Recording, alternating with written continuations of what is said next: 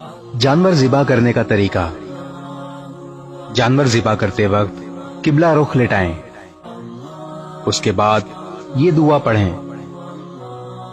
انی وجہت وجہی للذی فطر السماوات والارض حنیفا وما انا من المشرکین ان صلاتي ونسكي ومحياي ومماتي لله رب العالمين لا شريك له وبذلك أمرت وأنا من المسلمين اللهم منك ولك۔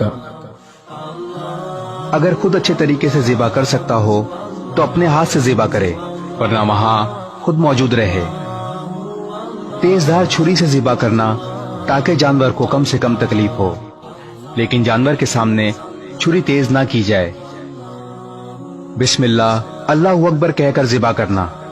اگر جان بوجھ کر بسم اللہ اللہ اکبر نہ کہا تو جانور حرام ہو جائے گا۔